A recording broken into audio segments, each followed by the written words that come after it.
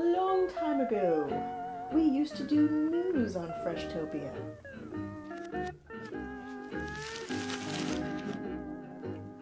This just in.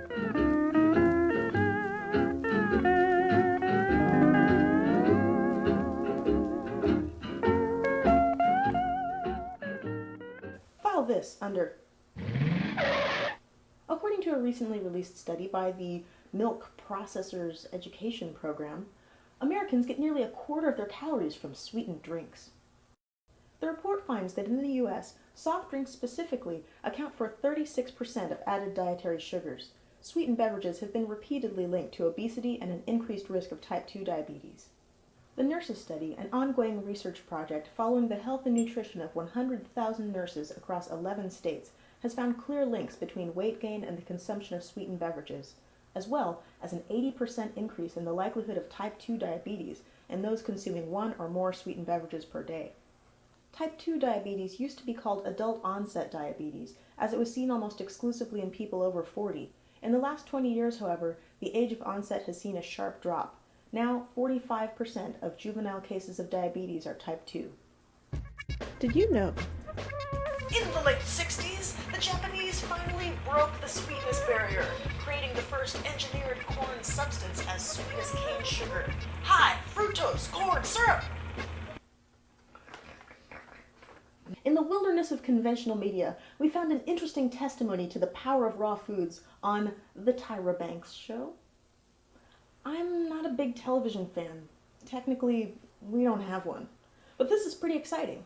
On The Tyra Banks Show, they did a series called Diet Wars, and one of the guests went on a raw food diet for 3 months, and she looks fantastic. Of the 6 contestants, she lost the most weight, and she liked the raw diet so much she's decided to move to the East Coast to help Chef Alyssa Cohen open an all-raw restaurant. For those of you interested in such things, we'll post a link to a clip in the blog post below. We bumped into a great article by Michael Pollan in yesterday's edition of the New York Times Magazine.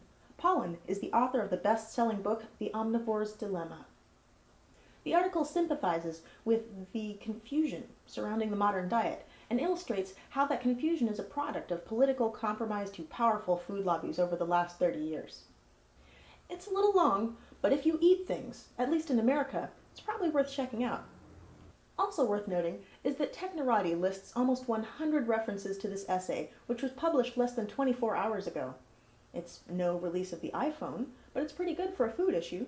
Another sign that the nation is waking up, perhaps? Did you know? Until the early 60s, type 2 diabetes was known as sugar diabetes, due to overwhelming links between type 2 and sugar consumption. Okay, I can't resist. This is really quick. It's a simple dressing I'm going to call the Heroic Trio. For the Heroic Trio, you will need 1 avocado, juice of 1 orange, a tablespoon shallot, and salt and pepper to taste.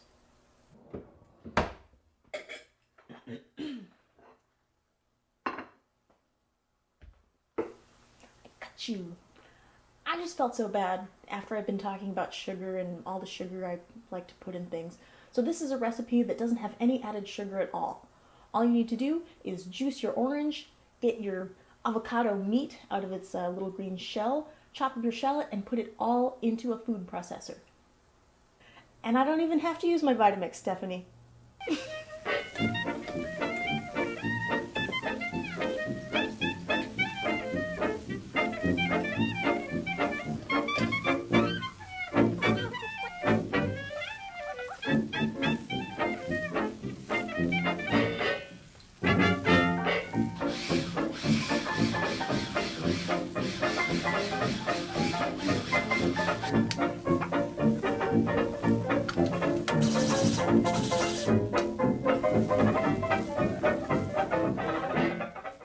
Nice.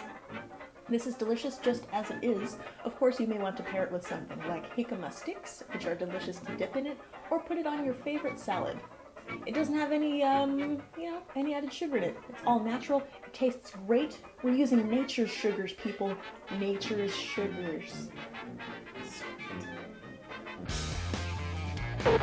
Fremont and Hayward, We see you, CNS. What you doing?